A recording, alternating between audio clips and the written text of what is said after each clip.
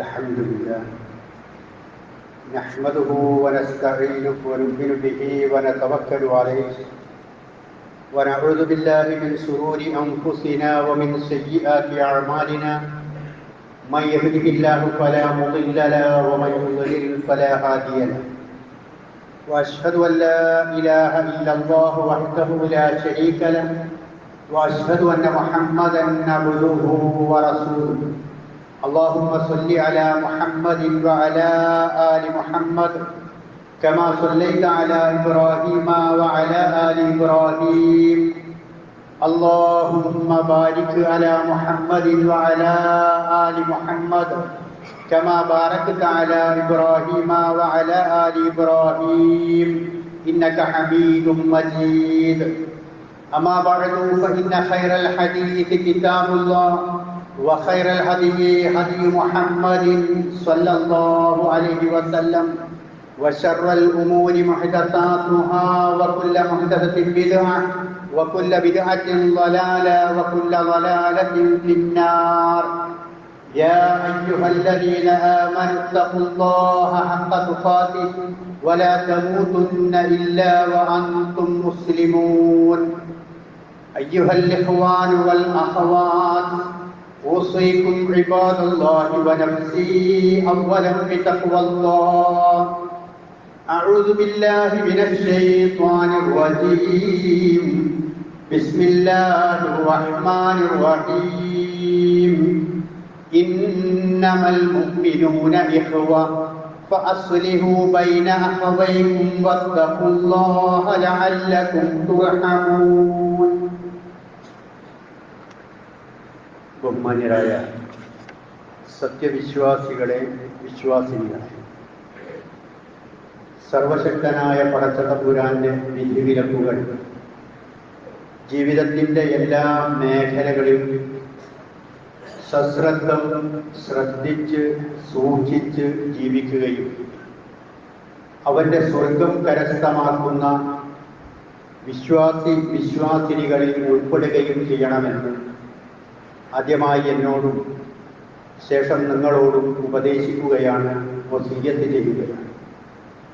അങ്ങനെ അള്ളാഹുവിന് ഇഷ്ടപ്പെട്ട ദാസന്മാരുടെ ദാസികളുടെ കൂട്ടത്തിൽ ഉൾപ്പെടാൻ അല്ലാഹു സുബ്ഹാനഹു വ തആല നമുക്കെല്ലാവർക്കും തൗഫീഖ് നൽകുമാറാകട്ടെ. ഹജ്ജ് മാസങ്ങളുമായി ബന്ധപ്പെട്ടുകൊണ്ടുള്ള സംസാരമായിരുന്നു കഴിഞ്ഞ ഖുതുബകളിൽ, ഒന്ന് രണ്ട് ഖുതുബകളിൽ നാം നടത്തിയിരുന്നത്. മഹാനായ പ്രവാചകൻ ഖലീലുല്ലാഹി ഇബ്രാഹിം അലൈഹിസ്സലാത്തു വസ്സലാമിൻ്റെ മാർഗം ഗുണപാഠം ഉൾക്കൊണ്ടുകൊണ്ട് ജീവിതത്തിൽ അത് പ്രാവർത്തികമാക്കണമെന്നും ഹജ്ജിന് പോകുന്ന ആളുകളും പോയിട്ടുള്ള ആളുകളും ഇനി പോകാനുള്ള ആളുകളുമെല്ലാം ഹജ്ജിൻ്റെ സത്തായി ഉൾക്കൊള്ളേണ്ടത് ഏകനായ രക്ഷിതാവിനെ ആരാധിക്കുകയും അവനോട് പ്രാർത്ഥിക്കുകയും ചെയ്യുക എന്ന കാര്യമാണ് എന്നും തൗഹീദാണ് അതിൻ്റെ പൊരുൾ എന്ന് മനസ്സിലാക്കിക്കൊണ്ടാണ് ഹജ്ജ് കർമ്മം നിർവഹിക്കേണ്ടത് എന്നും നാം മനസ്സിലാക്കുകയുണ്ടായി. ഈ ചിന്തയോടുകൂടി തന്നെ ലോകത്തിൻ്റെ മുക്ക് മൂലകളിൽ നിന്ന് 195 രാഷ്ട്രങ്ങളിൽ നിന്ന് 160 കോടി മുസ്ലിങ്ങളുടെ പ്രതിനിധികളായി ലക്ഷോപലക്ഷം വിശ്വാസികൾ ഹജ്ജ് കർമ്മം നിർവഹിക്കുവാൻ വേണ്ടി കഅബാലയത്തിലേക്ക് പുറപ്പെട്ടുകൊണ്ടിരിക്കുന്ന സന്ദർഭമാകുന്നു ഇത്. തീർത്ഥാടനം എന്നത് പരിശുദ്ധമായി പവിത്രമായി കാണാത്ത മതങ്ങളില്ല. എല്ലാ മതങ്ങളിലും എവിടേക്കെങ്കിലും തീർത്ഥാടനങ്ങൾ നടത്തുക എന്ന ഒരു രീതിയുണ്ട്. ഇസ്ലാം ഒരു മധ്യമ സ്വഭാവം സ്വീകരിക്കുന്ന മതമാണ് എന്നതിനാൽ ഈ തീർത്ഥാടനത്തെയും തീർത്തും നിരാകരിക്കുകയോ അതിൻ്റെ വാതിലുകൾ പരക്കെ തുറന്നിടുകയോ ചെയ്തിട്ടില്ല. തീർത്ഥാടനം എന്നത് എവിടേക്കാണ് പോകാൻ പറ്റുന്നത്, എവിടേക്കാണ് പോകാൻ പാടില്ലാത്തത് എന്നത് പ്രവാചകൻ സല്ലല്ലാഹു അലൈഹി വസല്ലം ഒരു തിരുവചനത്തിലൂടെ പഠിപ്പിച്ചു തന്നിട്ടുണ്ട്. ലാ തുശദ്ദു റിഹാലു ഇല്ലാ ഇലാ സലാസത്തി മസാജിദ, 3 പള്ളികളിലേക്കല്ലാതെ നിങ്ങൾ തീർത്ഥാടനത്തിന് വേണ്ടി പ്രതിഫലം ആഗ്രഹിച്ചുകൊണ്ട് പുണ്യമുദ്ദേശിച്ചുകൊണ്ട് യാത്ര പോകാൻ പാടില്ല. എന്നിട്ട് പ്രവാചകൻ പറഞ്ഞു, അൽ മസ്ജിദുൽ ഹറാം, ഒന്ന് മസ്ജിദുൽ ഹറാമാണ്, വൽ മസ്ജിദുർ റസൂലി സല്ലല്ലാഹു അലൈഹി വസല്ലം, ഒന്ന് പ്രവാചകന്റെ മസ്ജിദുൻ നബവിയാണ്, മൂന്നാമത്തേത് വ മസ്ജിദുൽ അഖ്സ, സുലൈമാൻ നബിയുടെ കാലഘട്ടത്തിൽ പണി കഴിപ്പിക്കപ്പെട്ടിട്ടുള്ള മസ്ജിദുൽ അഖ്സയുമാണ്. ഈ 3 സ്ഥലങ്ങളിലേക്ക് മാത്രമേ തീർത്ഥാടനമായി പുണ്യമുദ്ദേശിച്ചുകൊണ്ട് പോകാൻ പാടുള്ളൂ.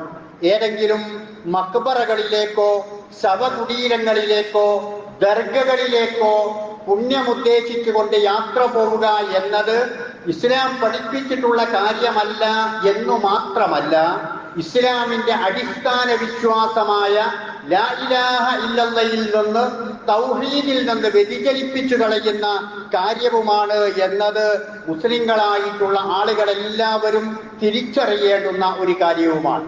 ഹജ്ജ് എന്ന് പറയുന്നത് ലോകത്തിലെ ഏറ്റവും വലിയ ഒരു മനുഷ്യ മഹാസംഗമമാണ് എന്ന് നമുക്കെല്ലാവർക്കും അറിയാം. ഇതുപോലെ ഒരു മഹാസംഗമം ഏതെങ്കിലും മതങ്ങളുടെ പേരിലോ ഏതെങ്കിലും ആരാധനകളുടെ പേരിലോ ലോകത്തെവിടെയും നടക്കുന്നില്ല.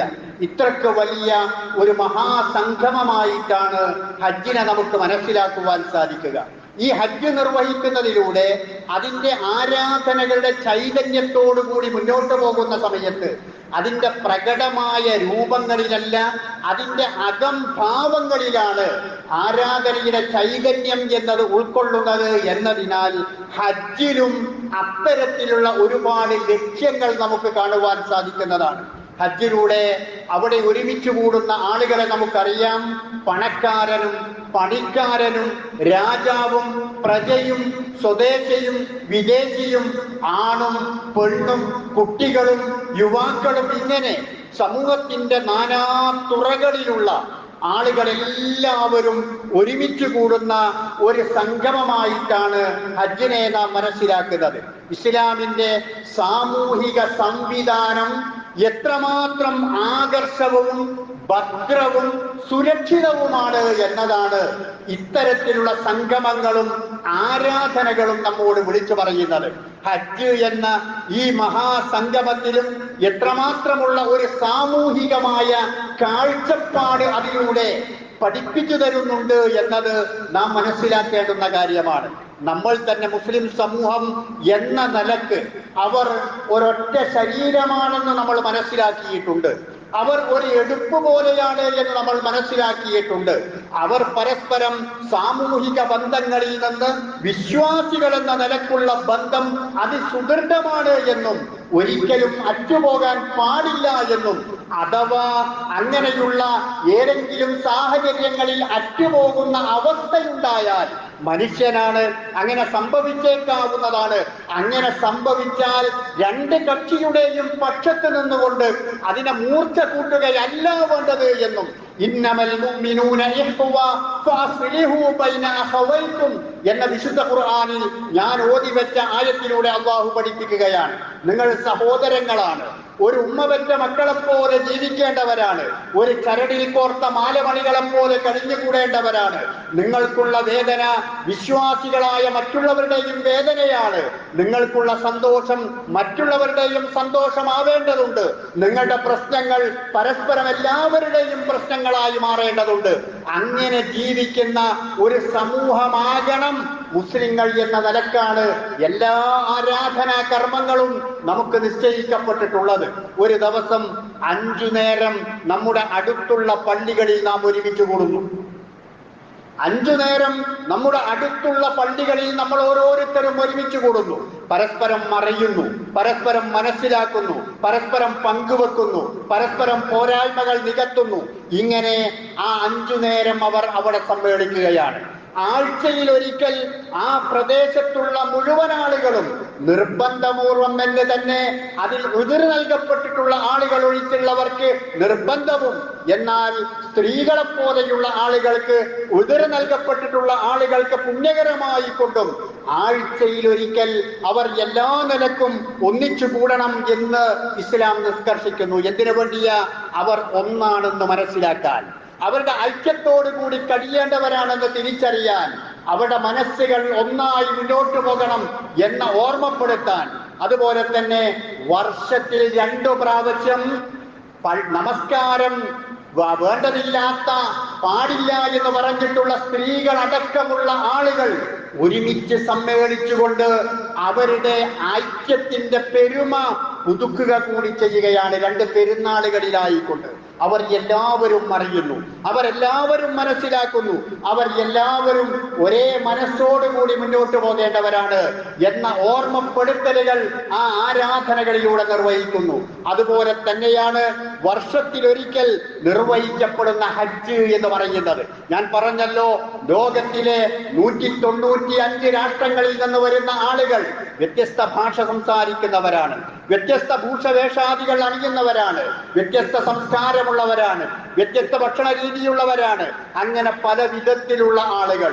ഈ ആളുകളെല്ലാവരും ലക്ഷ്യം വെച്ചിരിക്കുന്നത് ഒരേ കഅബയിലേക്കാണ്, ഒരേ തവാഫിനാണ്, ഒരേ സഫാ മർവയെയാണ്, ഒരേ മിനയെയാണ്, ഒരേ അറഫയെയാണ്. അവർ വ്യത്യസ്ത സംസ്കാരമുള്ളവരാണെങ്കിലും രീതികളുള്ളവരാണെങ്കിലും അവർ പോകുന്നത് ഒരേ ലക്ഷ്യത്തിലേക്ക് വേണ്ടിയിട്ടാണ്. മുക്കുമൂലകളിൽ നിന്ന് അരിച്ചെത്തുന്ന ഈ മനുഷ്യ സമൂഹം മുഴുക്കെ ഒരേ ചിന്തയോടുകൂടി പോകുമ്പോ അതിലൊരംഗമായി കൊണ്ട് നമ്മളും നമ്മുടെ മഹല്ലിൽ നിന്ന് പോയവരും പോകുന്നവരും എല്ലാ ആളുകളും ഈ ലോകത്തിന്റെ മുക്കുമൂലകളിൽ നിന്ന് വന്ന അതേ രൂപത്തിലുള്ള ലക്ഷ്യത്തോടു കൂടി തന്നെ, ഐക്യബോധത്തോടു കൂടി തന്നെ ഞങ്ങൾ ഒന്നാണെന്ന ചിന്തയോടുകൂടി അവിടെ സമ്മേളിക്കുകയാണ്. അവർ പരസ്പരം കണ്ടിട്ടുണ്ടാവില്ല, മുമ്പവർ അറിഞ്ഞിട്ടുണ്ടാവില്ല, മുമ്പവർ സംസാരിച്ചിട്ടുണ്ടാവില്ല. വന്ന സമയത്തും കണ്ടുമുട്ടിയ സമയത്തും അവർ സംസാരിക്കുന്നില്ല, അവർ അറിയുന്നില്ല. പക്ഷേ വ്യത്യസ്ത രീതികളും സംസ്കാരങ്ങളുമുള്ള ആളുകൾ അവർ എന്റെ കൂടപ്പിറപ്പാണ് എന്ന ചിന്ത അവർക്കും, അത് കാണുന്ന, അറിയുന്ന, മനസ്സിലാക്കുന്ന ലോകത്തിന്റെ മുക്കുമൂലകളിലുള്ള ആളുകൾക്കും ഞങ്ങൾ ഒന്നാണ്, ഒറ്റക്കെട്ടാണ്, ഐക്യമാണ് എന്ന ബോധം ആ ഹജ്ജിലൂടെ, ഹജ്ജ് ചെയ്യുന്നവർക്കും ലോകത്തുള്ള വിശ്വാസികൾക്കും നേടിയെടുക്കാൻ കഴിയുന്നു, കഴിയണം എന്നതാണ് ഹജ്ജ് കൊണ്ട് അതിന്റെ സാമൂഹ്യ മാനമായി നമുക്ക് മനസ്സിലാക്കുവാൻ സാധിക്കുന്നത്. അതുപോലെ മുസ്ലിങ്ങളുടെ ഒരുപാട് പ്രശ്നങ്ങൾ, സാമൂഹികമായി അവർ അനുഭവിക്കുന്ന ഒരുപാട് പ്രശ്നങ്ങൾക്കുള്ള പരിഹാരമാണ് ഹജ്ജ് എന്ന് പറയുന്നത്. അതിൽ ഏറ്റവും പ്രധാനപ്പെട്ട ഒരു കാര്യം എന്ന് പറയുന്നത് ഓരോ വ്യക്തിയുടെയും മാതൃകായോഗ്യമല്ലാത്ത ജീവിതം എന്നതാണ് മുസ്ലിങ്ങളെ ആകെ കുഴക്കുന്ന ഒരു പ്രശ്നം. മാതൃകായോഗ്യമല്ലാത്ത ജീവിതം എന്നത് എണ്ണത്തിൽ അവർ കുറവല്ല, വണ്ണത്തിൽ അവർ കുറവല്ല, സാമ്പത്തിക ശേഷിയിൽ അവർ കുറവല്ല, സ്ഥാനമാനങ്ങളിൽ അവർ കുറവല്ല. പക്ഷേ മാതൃകായോഗ്യമായ ജീവിതം നയിക്കുന്ന ആളുകൾ അവരിൽ കുറവാണ്, കുറഞ്ഞു പോകുന്നു എന്നതാണ് വലിയൊരു പ്രശ്നം. ഹജ്ജ് എന്ന കർമ്മം ഈ പ്രശ്നം പരിഹരിക്കുകയാണ്. ഹജ്ജ് എന്ന കർമ്മം പൂർണ്ണനായ ഒരു വിശ്വാസിയായി ജീവിക്കാൻ അവനെ പ്രേരിപ്പിക്കുകയാണ്. നബി സല്ലല്ലാഹു അലൈഹി വസല്ലമ മിമ്പറിൽ കയറിക്കൊണ്ട് പറഞ്ഞത്, ഉമർ റളിയല്ലാഹു അൻഹു പറഞ്ഞല്ലോ, യാ മഅ്ശറ മൻ അസ്ലമ ബിലിസാനിഹി വലം യഫിൽ ഈമാനു ഇലാ ഖൽബിഹി ലാ തുദുൽ മുസ്ലിമീൻ. ഏ മനുഷ്യരെ, നിങ്ങൾ നാവ് കൊണ്ട് വിശ്വാസം പ്രകടിപ്പിക്കുന്നു, എന്നാൽ ആ വിശ്വാസം അവന്റെ ഹൃദയത്തിലേക്ക് ഇറങ്ങുകയും അവന്റെ പഞ്ചേന്ദ്രിയങ്ങളിലൂടെ അത് പ്രകടമാവുകയും ജീവിതത്തിൽ അത് പ്രതിഫലിക്കുകയും ചെയ്യുന്നില്ല. അങ്ങനെയുള്ള ആളുകൾ, നിങ്ങൾ യഥാർത്ഥ മുസ്ലിങ്ങളെ നിങ്ങൾ ഉപദ്രവിക്കുവാൻ പാടില്ല. നിങ്ങൾ പറയുന്ന കാര്യം, നിങ്ങൾ പ്രഖ്യാപിച്ച ഷഹാദത്ത്, നിങ്ങൾ പറഞ്ഞിട്ടുള്ള കർമ്മങ്ങൾ, അത് നിങ്ങളുടെ ജീവിതത്തിൽ ഉണ്ടാകുവാൻ പോകുന്നതാണ്. അതുകൊണ്ട് ആ ഒരു ലക്ഷ്യം ഹജ്ജിലൂടെ നേടുവാൻ സാധിക്കുകയാണ്. ഉദ്ദേശിക്കുന്ന സമയം തൊട്ടും അതിനു മുമ്പും അവന്റെ ജീവിതത്തിൽ പ്രകടമായ മാറ്റങ്ങൾ ഉണ്ടാവുകയും ഹജ്ജ് കർമ്മം നിർവഹിച്ചു കഴിയുന്നതോടുകൂടി അവൻ ശുദ്ധനായി തീരുകയും യഥാർത്ഥത്തിൽ പടച്ചവനെ ഉദ്ദേശിച്ചുകൊണ്ട് ഹജ്ജ് കർമ്മം നിർവഹിക്കാൻ പോയവൻ ഞാനിതാ പരിശുദ്ധനായിരിക്കുന്നു, ഇനി എന്റെ ജീവിതത്തിലേക്ക് കളങ്കം വരാൻ പാടില്ല, എന്റെ ജീവിതത്തിലേക്ക് പാപക്കറകൾ കടന്നുകൂടാൻ പാടില്ല എന്ന ശ്രദ്ധയോടുകൂടി സൂക്ഷ്മതയോടുകൂടി തന്നെ ജീവിക്കുകയും ചെയ്യും. ആ ഒരു ലക്ഷ്യം ഹജ്ജിലൂടെ നേടാൻ സാധിക്കുന്നു എന്ന് ഇസ്ലാം പഠിപ്പിക്കുകയാണ്. രണ്ടാമത്തത് എന്ന് പറയുന്നത് മുസ്ലിങ്ങൾക്കിടയിലുള്ള അനൈക്യമാണ്. ആ അനൈക്യങ്ങൾക്കുള്ള പരിഹാരമാണ് ഹജ്ജ് എന്ന് പറയുന്നത്. ഞാൻ സൂചിപ്പിച്ചുവല്ലോ, വ്യത്യസ്ത നാടുകളിൽ നിന്ന് വരുന്നവർ, വ്യത്യസ്ത ഭാഷ സംസാരിക്കുന്നവർ, അങ്ങനെ എല്ലാം കൊണ്ടും വ്യത്യസ്തമായ ആളുകൾ, അവരോട് അള്ളാഹു പറയുന്നത് അള്ളാഹുവിന്റെ പാർശ്വത്തെ നിങ്ങൾ മുറുകെ പിടിക്കുക, നിങ്ങൾ ഭിന്നിക്കുവാൻ പാടില്ല, നിങ്ങൾ പരസ്പരം മകനുവാൻ പാടില്ല എന്നതാണ് ഇസ്ലാം പഠിപ്പിക്കുന്നത്. നിങ്ങൾക്ക് ചില അഭിപ്രായ സ്വാതന്ത്ര്യമുള്ളതോ ചിന്താ സ്വാതന്ത്ര്യമുള്ളതോ ആയ വിഷയങ്ങളിൽ വ്യത്യസ്ത രൂപങ്ങളോ മാനങ്ങളോ ഒക്കെ ഉണ്ടായി എന്ന് വന്നേക്കാം, അനുഷ്ഠാന വ്യത്യാസങ്ങൾ ഉണ്ടായി എന്ന് വന്നേക്കാം. പക്ഷേ അത് അടിസ്ഥാന വിഷയങ്ങളിലല്ല, തൗഹീദിന്റെ വിഷയത്തിലല്ല, 5 നേരം നമസ്കാരമുണ്ട് എന്ന വിഷയത്തിലല്ല, റമളാനിൽ നോമ്പുണ്ട് എന്ന വിഷയത്തിലല്ല, അത് നോൽക്കണമെന്ന വിഷയത്തിലല്ല, ഇസ്ലാം കാര്യം 5 എന്ന വിഷയത്തിലല്ല. എന്നാൽ ഈ ചിന്താ സ്വാതന്ത്ര്യം ഉള്ള വിഷയങ്ങളിലോ പരസ്പരം ആലോചിക്കുന്ന സമയത്ത്, ചർവണം നടത്തുന്ന സമയത്ത് അഭിപ്രായ വ്യത്യാസം ഉണ്ടാകുവാൻ സാധ്യതയുള്ള വിഷയങ്ങളിൽ പരസ്പരം അഭിപ്രായ വീക്ഷണങ്ങൾ വ്യത്യസ്തമായി പ്രകടിപ്പിച്ചു എന്നതിന്റെ പേരിൽ നിങ്ങൾ പരസ്പരം അകലാനോ അകറ്റാനോ ചീത്ത പറയാനോ ഒറ്റപ്പെടുത്താനോ തേജോവധം ചെയ്യാനോ പാടില്ല. അത് നിങ്ങൾ അംഗീകരിക്കേണ്ട ഒരു കാര്യം. ലോകത്തെവിടെയുള്ള മുസ്ലിങ്ങളായിരുന്നാലും പ്രവാചകൻ പഠിച്ചത് മൻ സ്വല്ലാ സ്വലാത്തന വസ്തഖ്ബല ഖിബ്ലതന വഅകല ദബീഹതന ഫദാലികൽ മുസ്ലിം. നമ്മൾ നമസ്കരിക്കുന്നത് പോലെ നമസ്കരിക്കുന്ന, ആ നമസ്കാരത്തെ അംഗീകരിക്കുന്ന, അതുപോലെ തന്നെ നമ്മുടെ ഖിബ്ലയുടെ നേരെ തിരിഞ്ഞുകൊണ്ട് ആ നമസ്കാരം നിർവഹിക്കുന്ന, നാം അറുക്കുന്നത് പരസ്പരം ഭക്ഷിക്കുന്ന ആ രൂപത്തിലുള്ള ഒരു മിനിമം സ്വഭാവം സ്വീകരിക്കുന്ന ഒരു വ്യക്തി മുസ്ലിമാണെന്ന പൊതു പരിഗണന അവർക്കൊക്കെയും നൽകേണ്ടതാണ്. അവരിനപ്പുറമുള്ള കാര്യങ്ങൾ അള്ളാഹുവിന്റെ അടുക്കൽ തീരുമാനമുള്ളതാണ്. എന്നാൽ ഈ ഒരു ഐക്യം ഇന്ന് മുസ്ലിങ്ങൾക്കിടയിലില്ല. നമുക്കിടയിലും മദ്ഹബി പക്ഷപാതിത്വത്തിന്റെ പേരിലും അതുപോലെയുള്ള ഒരുപാട് വിവേചനങ്ങളുടെ പേരിൽ പരസ്പരം അകന്നു നിൽക്കുന്ന, തരീഖത്തുകളുടെ പേരിലായിരുന്നാലും മദ്ഹബിന്റെ പേരിലായിരുന്നാലും അത്തരത്തിലുള്ള ഒരുപാട് പ്രശ്നങ്ങൾ ഉണ്ടായിട്ടുണ്ട്. നമ്മുടെ ഹറമിൽ പോലും വ്യത്യസ്ത മുസല്ലകൾ വ്യത്യസ്ത മദ്ഹബുകളുടെ കീഴിൽ ഉണ്ടായിരുന്നു എന്നത് ചരിത്രം പറയുന്ന കാര്യമാണ്. എന്നാൽ അവിടെ ഭരണ പരിഷ്കാരം വന്ന സമയത്ത് അവരെ എല്ലാവരും ഒന്നാക്കി തീർക്കുകയും ഈ ഒരു ഐക്യത്തിന്റെ മേഖലകളിലേക്ക് അവരെ കൊണ്ടുവരികയും ചെയ്തു. ഇവിടെയാകട്ടെ എവിടെയാകട്ടെ ഈ ഒരു രൂപം അഭിപ്രായ വ്യത്യാസമുണ്ടാകുന്ന വിഷയങ്ങളിൽ മുസ്ലിങ്ങൾ സ്വീകരിക്കേണ്ടതാണ് എന്നത് ഇസ്ലാം പഠിപ്പിച്ചു തരുന്ന, ഖുർആനും ഹദീസും പഠിപ്പിച്ചു തരുന്ന കാര്യമാണ്. അടിസ്ഥാന വിഷയങ്ങളിൽ ഒട്ടും വിട്ടുവീഴ്ചയുണ്ടാവാൻ പാടില്ല എന്നതുപോലെ തന്നെ അഭിപ്രായ വ്യത്യാസം ഉണ്ടാകാൻ സാധ്യതയുള്ള വിഷയങ്ങളിൽ പഠനം നടത്തിയതിനു ശേഷം വ്യത്യസ്ത അഭിപ്രായങ്ങൾ പുലർത്തിയാൽ അത് അവന്റെ അഭിപ്രായമാണ്, അവൻ അങ്ങനെ ചെയ്യട്ടെ, പടച്ചവൻ തീരുമാനമെടുക്കട്ടെ എന്ന ശുഭാപ്തി വിശ്വാസം ഉൾക്കൊള്ളണം എന്ന കാര്യം ഹജ്ജിൽ ലോകത്തിന്റെ വിവിധ ഭാഗങ്ങളിൽ നിന്ന് വരുന്ന ആ വിശ്വാസികളുടെ കർമ്മങ്ങളിൽ നമുക്ക് കാണാൻ സാധിക്കുന്നതാണ്. ഹജ്ജിന് പോയിട്ടുള്ള നമുക്കറിയാം, പല വിഷയങ്ങളിൽ നമ്മൾ ചെയ്യുന്ന മാതിരിയായിക്കൊണ്ടല്ല വേറെ ആൾ ചെയ്യുന്നത്.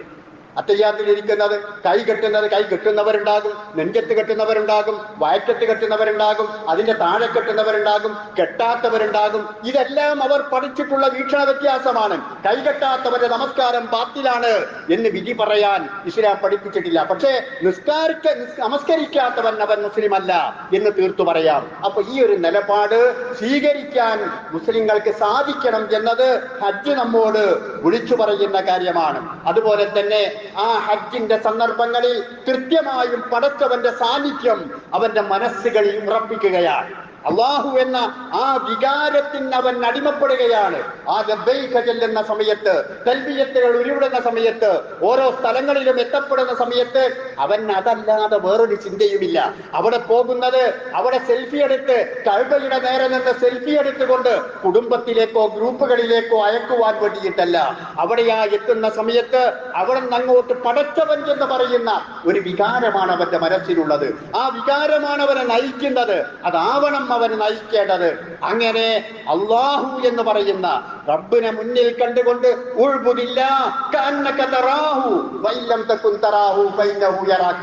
അള്ളാഹുവിനെ നീ കാണുന്നത് പോലെ ആരാധിക്കുക.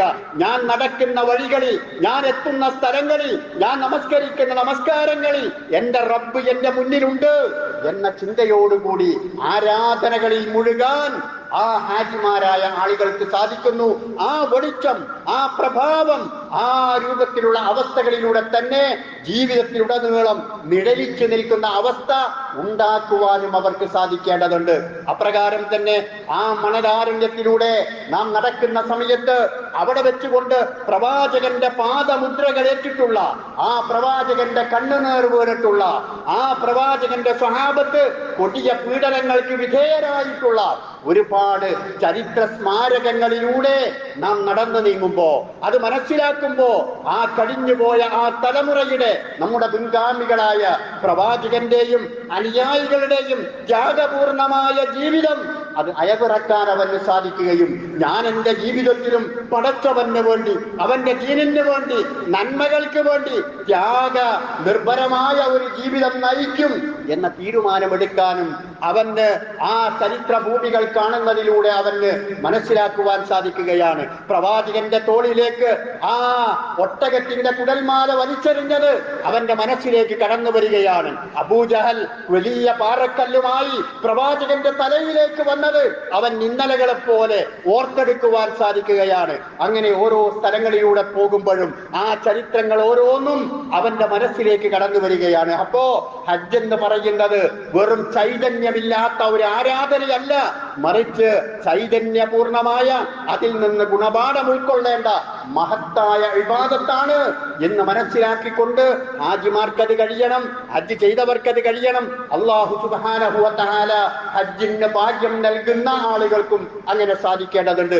അല്ലാഹു സുബ്ഹാനഹു വ തആല ഇത്തരത്തിലുള്ള ബോധത്തിലൂടെ ആ ഒരു ഹജ്ജിനെ കാണുവാനും ഹജ്ജ് ചെയ്തിട്ടുള്ള ആളുകളിൽ ആ ബോധം നിലനിർത്തിക്കൊണ്ട് മുന്നോട്ട് പോകുവാനും അല്ലാഹു സുബ്ഹാനഹു വ തആല തൗഫീഖ് നൽകുമാറാകട്ടെ.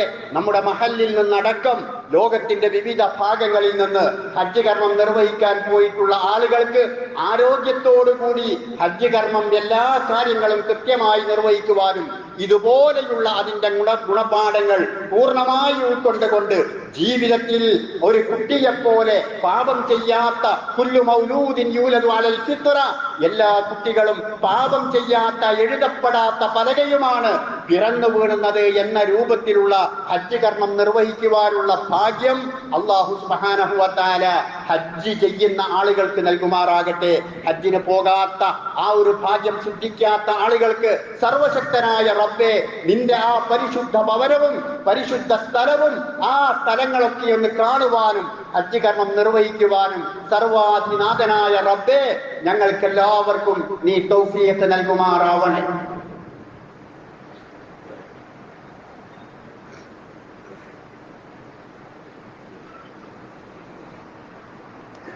അൽഹംദുലില്ലാഹ് വസല്ലല്ലാഹു അലാ മുഹമ്മദ് സ്വലാത്തൻ തദൂം ബിഹി ഇലാ യൗമിൽ ഹിസാബ്. അയ്യുഹൽ ഇഖ്വാൻ വൽ അഖവാത്ത്, ഉസീകും ഇബാദല്ലാഹി വ നഫ്സി സാനിയം ബിതഖ്വല്ലാഹ്. സഹോദരന്മാരെ, സഹോദരികളെ, അള്ളാഹുവിൻ്റെ വിധിവിലക്കുകൾ അനുസരിച്ചുകൊണ്ട് ജീവിക്കണമെന്ന് ഒരിക്കൽ കൂടി എന്നോടെന്ന പോലെ നിങ്ങളെയും ഉപദേശിക്കുകയാണ്, ഉണർത്തുകയാണ്. രാജ്യം ഉറ്റുനോക്കിയ ഒരു ലോകസഭ ഇലക്ഷൻ്റെ ഫലം വന്നിട്ടുള്ള ഒരു സമയത്താണ് നാം ഇപ്പോഴുള്ളത്. 18ാം ലോകസഭ ഇലക്ഷനാണ് കഴിഞ്ഞു പോയിട്ടുള്ളത്.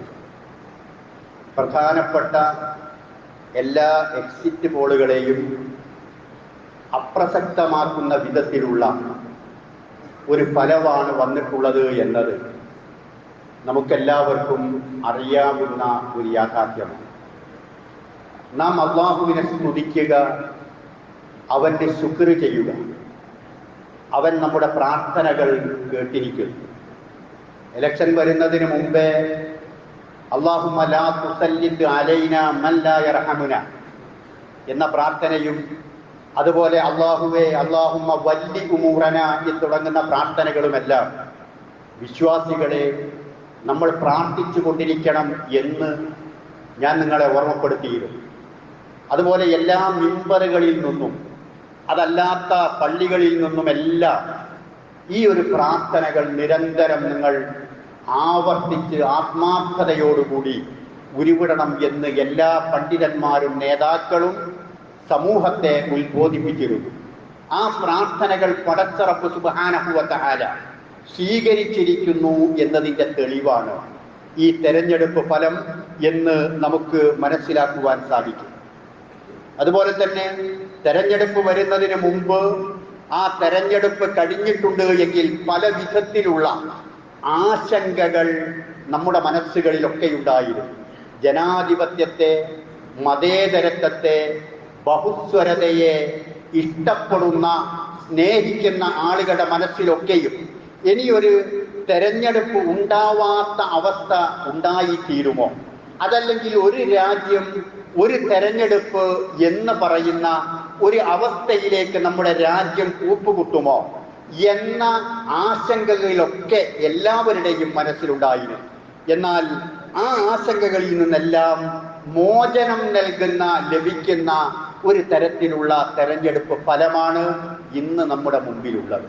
മുമ്പ് ചുട്ടെടുത്ത നിയമങ്ങളെ നാം രാത്രിയിൽ കിടന്നു പുലർച്ചെ എഴുന്നേൽക്കുമ്പോൾ കാണുന്നത് പാർലമെന്റിൽ പോലും ചർച്ച ചെയ്യാത്ത വിധത്തിൽ പല നിയമങ്ങളും ചുട്ടെടുക്കുന്ന കാഴ്ചകളായിരുന്നു.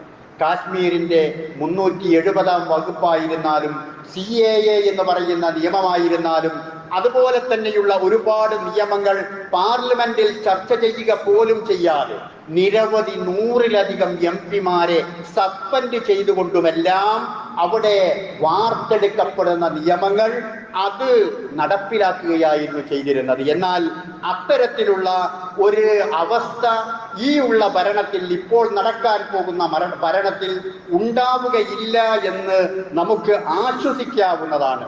ആശ്വാസകരവും പ്രതീക്ഷാജനകവുമായിട്ടുള്ള ഒരു തെരഞ്ഞെടുപ്പ് ഫലമാണ് എന്നത് നമുക്ക് ഏറെ ഉൾക്കൊള്ളാൻ സാധിച്ചിട്ടുള്ള കാര്യമാണ്. എത്രമാത്രം വംശീയതയും വർഗീയതയും പ്രകടിപ്പിക്കുവാൻ സാധിക്കുമോ അതെല്ലാം പ്രകടിപ്പിച്ചുകൊണ്ടാണ് വർഗീയ ശക്തികൾ, ഫാഷിസ്റ്റ് ശക്തികൾ തെരഞ്ഞെടുപ്പിനെ നേരിട്ടിട്ടുള്ളത്. എന്നാൽ ഞാൻ നേരത്തെ സൂചിപ്പിച്ചതുപോലെ ജനാധിപത്യത്തെ, മതേതരത്വത്തെ അങ്ങേയറ്റം ഇഷ്ടപ്പെടുന്ന ഇന്ത്യൻ ജനത, അത് ഏത് ജനതയടക്കം മുസ്ലിങ്ങളുടെ ഒരു സിംബലായ ബാബരി മസ്ജിദിനെ തകർത്തുകൊണ്ട് അവിടെ ഒരു ക്ഷേത്രം പണിതിട്ട് അത് ഉൾക്കൊള്ളുന്ന ഫൈസാബാദ് ആ മണ്ഡലമടക്കമുള്ള മണ്ഡലം ഏറ്റവും കൂടുതൽ പെരുമ പറഞ്ഞിരുന്നത് അതാണ്. ഹിന്ദുത്വ അജണ്ടയോടുകൂടി ഞങ്ങളിതാ രാമക്ഷേത്രം പണി കഴിപ്പിച്ചിരിക്കുന്നു എന്ന് പറഞ്ഞ ആ ഫൈസാബാദ് മണ്ഡലം പോലും ഈ വർഗീയ സ്വഭാവമുള്ള ഫാസിസ്റ്റ് ചിന്തയുള്ള ആളുകളിൽ നിന്ന് നഷ്ടപ്പെട്ടു പോയി എന്നത് ചരിത്രം മനസ്സിലാക്കേണ്ടുന്ന ഒരു കാര്യം തന്നെയാണ് എന്ന് നാം ഓർക്കേണ്ടതുണ്ട്. അതുപോലെ തന്നെ ഇന്ത്യയുടെ ഭരണം ആരുടെ കൈകളിൽ എത്തണം എന്ന് തീരുമാനിക്കുന്ന UP പോലെയുള്ള സംസ്ഥാനങ്ങളിൽ കഴിഞ്ഞ പ്രാവശ്യം ആ വർഗീയ ഫാസിസ്റ്റ് ശക്തികൾ നേടിയിട്ടുള്ള അവരുടെ അംഗസംഖ്യയുടെ പകുതി പോലും നേടാൻ അവർക്ക് സാധിച്ചിട്ടില്ല എന്നും, അതുപോലെ തന്നെ മതേതരത്വത്തെയും ജനാധിപത്യത്തെയും വെറുപ്പിന്റെ രാഷ്ട്രീയത്തെയും അതിനെയെല്ലാം ആ രൂപത്തിൽ തള്ളിക്കളഞ്ഞുകൊണ്ടുള്ള അവിടെ സ്നേഹത്തിന്റെ കട തുറക്കാൻ വേണ്ടി ആഹ്വാനം ചെയ്തിട്ടുള്ള ആളുകളുടെ ആഹ്വാനങ്ങളാണ്, അവരുടെ ശബ്ദങ്ങളാണ് ജനം ശ്രവിച്ചത് എന്നതും UP എന്ന സംസ്ഥാനത്തിൽ നിന്നും നമുക്ക് മനസ്സിലാക്കുവാൻ സാധിക്കുന്നതാണ്. അതുകൊണ്ട് നമുക്കിതിൽ നിന്ന് ഉൾക്കൊള്ളാൻ സാധിക്കാനുള്ളത് ഇന്ത്യക്കൊരു സംസ്കാരമുണ്ട്, ഇന്ത്യക്കൊരു ഭാവിയുണ്ട്. ആ ഇന്ത്യയുടെ ഭാവി എന്ന് പറയുന്നത് ശോഭനമായ ഭാവി തന്നെയാണ്. ആരെത്ര ശ്രമിച്ചാലും, എത്ര ഫറോവമാർ ഇവിടെ ഉദയം ചെയ്താലും, എത്ര കാറൂനുമാർ ഇവിടെ വന്നിറങ്ങിയാലും ഫറോവ എന്നത് ഭരണക്രൂരതയുടെ പര്യായമാണ്. ഖാറൂൻ എന്നത് സാമ്പത്തിക ചൂഷണത്തിന്റെ പര്യായമാണ്. അപ്പൊ അതുകൊണ്ട് ഫറോവമാരാകട്ടെ ഖാറൂനുമാരാകട്ടെ ഇന്ത്യയിൽ എത്ര ഉദയം കൊണ്ടാലും ഇവിടെയുള്ള മനുഷ്യർ ഒന്നിച്ചു നിന്നാൽ ഈ ചിന്തയുടെ ഈ സംസ്കാരത്തിന്റെ ഇന്ത്യയുടെ മൂല്യത്തിന്റെ പേരിൽ അവർ ഒറ്റക്കെട്ടായി നിൽക്കാൻ സാധിച്ചാൽ അവർക്ക് ഇന്ത്യയുടെ പൈതൃകം വീണ്ടെടുക്കാൻ സാധിക്കുമെന്നതാണ് ഈ തെരഞ്ഞെടുപ്പ് നമുക്ക് മനസ്സിലാക്കി തരുന്നത്. ഈ ഒരു അവസ്ഥ നമ്മുടെ നാട്ടിൽ നിലനിൽക്കുമാറാവട്ടെ എന്ന പ്രാർത്ഥനയാണ് നമ്മിൽ ഉണ്ടാവേണ്ടത്. ഇപ്പോൾ തെരഞ്ഞെടുക്കപ്പെട്ടിട്ടുള്ള ഗവൺമെന്റ് കേവല ഭൂരിപക്ഷത്തോടു കൂടിയിട്ടാണ് മുന്നണി അധികാരത്തിൽ വരുന്നത് എങ്കിലും അവിടെയും നമുക്ക് പറയുവാനുള്ളത് ആ ഭരണകൂടം നശിച്ചു പോകണം എന്നതല്ല. പ്രവാചക തിരുമേനി സല്ലല്ലാഹു അലൈഹി വസല്ലം പറഞ്ഞ ഒരു തിരുവചനം, ഖിയാറു അഇമ്മത്തിക്കും അല്ലദീന തുഹിബ്ബൂനഹും വയുഹിബ്ബൂനക്കും വതുസല്ലൂന അലൈഹിം വയുസല്ലൂന അലൈക്കും വശിറാറു അഇമ്മത്തിക്കും അല്ലദീന തുബ്ഗിദൂനഹും വയുബ്ഗിദൂനക്കും വതൽഅനൂനഹും വയൽഅനൂനക്കും. പ്രവാചകൻ പറഞ്ഞു, നിങ്ങളിൽ ഏറ്റവും നല്ല ഭരണാധികാരികൾ ആരാണ്? തുഹിബ്ബൂനഹും വയുഹിബ്ബൂനക്കും. നിങ്ങൾ പ്രജകളെ അനുയായികളെ സ്നേഹിക്കുന്നു, ജനങ്ങളെ സ്നേഹിക്കുന്നു, ആ ഭരണീയരെ സ്നേഹിക്കുന്നു, അതേപോലെ തന്നെ അവർ നിങ്ങളെയും സ്നേഹിക്കുന്നു. അവർ നിങ്ങളെയും നിങ്ങൾ അവരെയും സ്നേഹിക്കുന്നു. വതുസല്ലൂന അലൈഹിം വയുസല്ലൂന അലൈക്കും. അവർ നിങ്ങൾക്ക് വേണ്ടി പ്രാർത്ഥിക്കുന്നു, നിങ്ങൾ അവർക്ക് വേണ്ടിയും പ്രാർത്ഥിക്കുന്നു. ഇങ്ങനെയുള്ള ആളുകളാണ് ഏറ്റവും നല്ല ഭരണാധികാരികൾ. അഥവാ പരസ്പര വിശ്വാസത്തോടുകൂടി മുന്നോട്ടു പോകുന്ന ആളുകളാണ് ഭരണകർത്താക്കളും ഭരണീയരും എന്ന് പറയുന്നത്. പരസ്പരം ഏതെങ്കിലും സ്വാർത്ഥ ലാഭങ്ങൾക്ക് വേണ്ടി, ലക്ഷ്യങ്ങൾക്ക് വേണ്ടി അങ്ങനെ ആ സ്ഥാനങ്ങളിൽ എത്തപ്പെട്ടവരല്ല. അവർ പരസ്പരം സ്നേഹിച്ചുകൊണ്ട് പ്രാർത്ഥിച്ചുകൊണ്ട് മുന്നോട്ട് പോകേണ്ടവരാണ്. നേരെ വിപരീതമായി വശിറാറു അഇമ്മത്തിക്കും, നിങ്ങളുടെ ഏറ്റവും മോശപ്പെട്ട ഭരണാധികാരികൾ അല്ലദീന തുബ്ഗിദൂനഹും വയുബ്ഗിദൂനക്കും, നിങ്ങൾ കോപിക്കുന്ന, നിങ്ങൾ ദേഷ്യപ്പെടുന്ന, അതുപോലെ അവർ നിങ്ങളോടും ദേഷ്യപ്പെടുന്ന വിധത്തിലുള്ളവരാണ്. വതൽഅനൂനഹും വയൽഅനൂനക്കും, നിങ്ങൾ ശപിക്കുന്ന, നിങ്ങളെ ശപിക്കുന്ന രൂപത്തിലുള്ള ആളുകളാകുന്നു. പരസ്പരം കണ്ടുകൂടാത്ത, അടുപ്പിക്കാത്ത അത്തരത്തിലുള്ള ഒരു ഭരണ ചക്രത്തിലിരുന്നു കൊണ്ട് ആ ഭരണത്തെ തിരിക്കുന്നവരല്ല.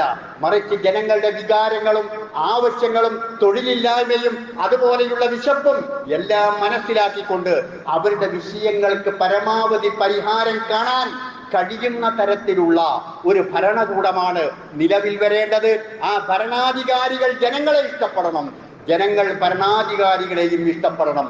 ആ ഭരണാധികാരികൾ ജനങ്ങൾ നന്നാവണമെന്ന് ആഗ്രഹിക്കണം. അതുപോലെ അവരുടെ നന്മയ്ക്ക് വേണ്ടി ഭരണീയരായ ആളുകളും പ്രാർത്ഥിക്കണം. അങ്ങനെയുള്ള ഒരു ഭരണകൂടമായി തെരഞ്ഞെടുക്കപ്പെടുന്ന ഭരണകൂടങ്ങൾക്ക് മുന്നോട്ട് പോകാൻ കഴിയട്ടെ എന്ന് നമുക്ക് ആശംസിക്കുക കൂടി ചെയ്യാം. ഈ രൂപത്തിൽ ഒരു സാമൂഹ്യ ചിന്തയോടുകൂടി, മനുഷ്യഭാവത്തോടുകൂടി, സാഹോദര്യ ചിന്തയോടുകൂടി നമ്മുടെ നാട് എന്നും നിലനിൽക്കുമാറാവട്ടെ എന്നതും നമ്മുടെ പ്രാർത്ഥനകളിൽ നമുക്ക് ഉൾപ്പെടുത്താൻ സാധിക്കുന്നതാണ്. ഈ ഒരു പ്രാർത്ഥന പടച്ച റബ്ബ് സ്വീകരിച്ചതിന്റെ പേരിൽ അള്ളാഹു നൽകിയിട്ടുള്ള ഈ ഒരു അവസ്ഥക്ക് നാം എപ്പോഴും നന്ദി ചെയ്യുക. അത് ചെയ്യുക എന്ന് പറഞ്ഞത് നമ്മുടെ സൽപ്രവർത്തനങ്ങളിലൂടെ ആവണം.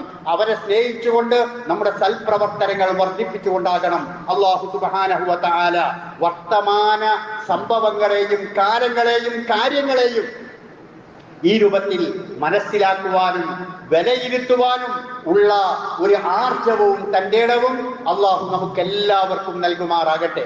സർവാധി നാഥനായ തമ്പുരാനെ, നിന്റെ വജ്ഹ് ഉദ്ദേശിച്ചുകൊണ്ട്, നിന്നെ ലക്ഷ്യം വെച്ചുകൊണ്ട് ഹജ്ജ് കർമ്മത്തിന് വേണ്ടി പുറപ്പെട്ടിട്ടുള്ള ആളുകൾക്ക് പൂർണ്ണമായ രൂപത്തിൽ ഹജ്ജ് കർമ്മം നിർവഹിക്കുവാനുള്ള സൗഭാഗ്യം നീ നൽകണമേ തമ്പുരാനെ. ഹജ്ജിന്റെ ലക്ഷ്യം നേടുന്ന വിധത്തിലുള്ള തൗഹീദും ആഖിറത്തെക്കുറിച്ചുള്ള ചിന്തയും അതെല്ലാം നേടിയെടുക്കുന്ന തരത്തിലുള്ള ഹജ്ജ് കർമ്മം നിർവഹിക്കാൻ റബ്ബേ അവർക്ക് നീ തൗഫീഖ് നൽകണമേ റബ്ബേ.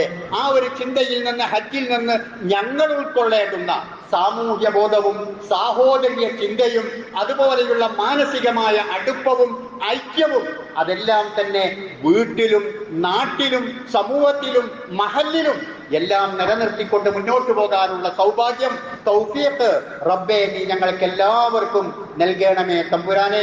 അല്ലാഹുവേ, ഞങ്ങൾ ചെയ്തു പോയ എല്ലാ തെറ്റുകുറ്റങ്ങളും ഞങ്ങൾക്ക് എല്ലാവർക്കും നീ പുറത്ത് മാപ്പാക്കി തരണമേ തമ്പുരാനെ. കഴിഞ്ഞ ആഴ്ചയിൽ നമ്മുടെ ഇവിടെ മറമാടപ്പെട്ടിട്ടുള്ള മെട്രോ ഗ്രൂപ്പിൽപ്പെട്ട ബീരാവ് എന്ന് പറയുന്ന സഹോദരൻ, അദ്ദേഹം മരണപ്പെട്ടു. അദ്ദേഹം ഇവിടെയാണ് മറവ് ചെയ്തിട്ടുള്ളത്. നമ്മുടെ എല്ലാ നല്ല കാര്യങ്ങളിലും പരമാവധി സഹകരിക്കുന്ന ഒരു കുടുംബമായിരുന്നു അവർ. അല്ലാഹു സുബ്ഹാനഹു വ തആല ആ സഹോദരന് മഗ്ഫിറത്തും മർഹമത്തും നൽകി അനുഗ്രഹിക്കുമാറാകട്ടെ. അദ്ദേഹത്തിന്റെ ഖബറിനെ അല്ലാഹു സുബ്ഹാനഹു വ തആല വിശാലമാക്കി കൊടുക്കുമാറാകട്ടെ. സ്വർഗ്ഗത്തിൽ അല്ലാഹു സുബ്ഹാനഹു വ തആല അദ്ദേഹത്തെ പ്രവേശിപ്പിക്കുമാറാകട്ടെ. അല്ലാഹുവേ, ഞങ്ങളുടെ തെറ്റുകുറ്റങ്ങൾ ഞങ്ങൾക്ക് നീ പുറത്തു തരണമേ കരുണാവാരിധിയായ റബ്ബേ. അല്ലാഹുവേ, ഞങ്ങളുടെ മാനസികമായ പ്രശ്നങ്ങൾ, സാമ്പത്തികമായ പ്രശ്നങ്ങൾ എല്ലാം നീ ഞങ്ങൾക്ക് പരിഹരിച്ചു തരണമേ തമ്പുരാനെ. മാനസിക പ്രശ്നങ്ങളെ കൊണ്ട് പ്രയാസപ്പെടുന്ന കുടുംബങ്ങളും വ്യക്തികളും അങ്ങനെയുള്ള ആളുകൾക്ക് നീ ആശ്വാസം നൽകണമേ തമ്പുരാനെ. അല്ലാഹുവേ, ഞങ്ങളുടെ ബിസിനസ്സുകൾ, ഞങ്ങളുടെ തൊഴിലുകൾ നീ അഭിവൃദ്ധിപ്പെടുത്തുകയും അതിനെല്ലാം ബർക്കത്തും റഹ്മത്തും ചൊരിഞ്ഞ് ഞങ്ങളെ നീ അനുഗ്രഹിക്കുകയും ചെയ്യണമേ തമ്പുരാനെ. അല്ലാഹുവേ, നല്ല ഒരു കുടുംബമായി, നല്ല ഒരു സമൂഹമായി, മാതൃകാ വ്യക്തിത്വം നിറഞ്ഞവരായി ജീവിക്കുവാനുള്ള ഭാഗ്യം ഞങ്ങൾക്ക് എല്ലാവർക്കും നീ നൽകണമേ തമ്പുരാനെ.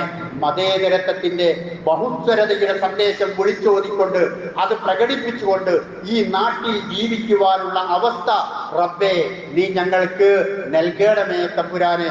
ആ പലവിധത്തിൽ രോഗങ്ങൾ അടിമപ്പെട്ടുകൊണ്ട് ജീവിക്കുന്ന ഒരുപാട് ആളുകളുണ്ട്. ഒരു സഹോദരി പ്രാർത്ഥന കൊണ്ട് വസിയത്ത് ചെയ്തിട്ടുള്ളത് ഹോസ്പിറ്റലിലാണ്. രോഗം വളരെ കടുത്ത രൂപത്തിലുള്ള രോഗമാണ്. അല്ലാഹു സുബ്ഹാനഹു വ തആല ആ സഹോദരിക്ക് എല്ലാവിധത്തിലുള്ള ആ ശിഫയും നൽകി അനുഗ്രഹിക്കുമാറാകട്ടെ.